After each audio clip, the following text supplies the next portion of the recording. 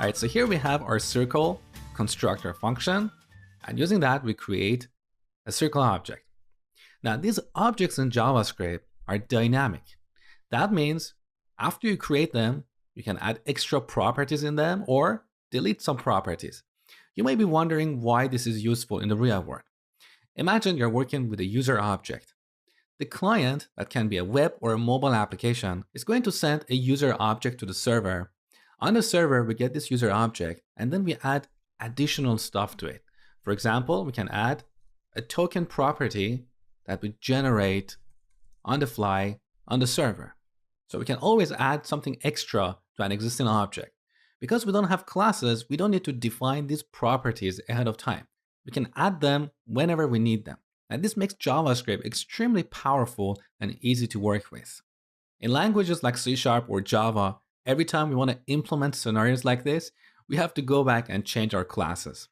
So here, let me add a new property to our circle object. We can set the location here like this. Save the changes. Now here on the console, let's log circle. All right, you can see here we have two properties, location and radius. We also have another notation for accessing properties, that is bracket notation. So another way to rewrite this code is like this.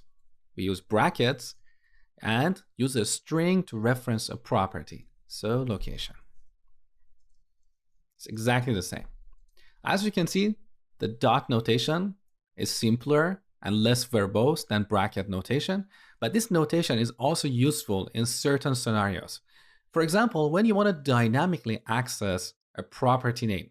For example, let's imagine we have this constant called property name set to location. We have that somewhere in our application. Now we want to access the location property of a circle. If you're dealing with this dynamically, at the time of writing the code, we don't know what is the name of that property. That is calculated at runtime. So we can type something like this, circle.location. But what we can do is use the bracket notation. So we use circle, brackets, property, name.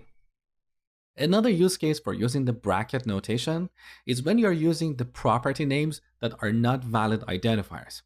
For example, let's imagine the name of this property is center-location. We can access this property like this, circle.center-location. That doesn't work. So if you have special characters or a space, that's when you use the bracket notation, okay? Now we can also delete a property from an existing object. A real-world use case for this is when you get a user object from a database and you want to return it to the client. But maybe that user object has certain properties you don't want to send to the client. You don't want to send the password, you don't want to send the credit card info. In that case, you will dynamically delete one or more properties from an object. So we use the delete operator and then reference the property name. So circle.location. Again, here we can use the dot notation or brackets. And of course, here we need a string.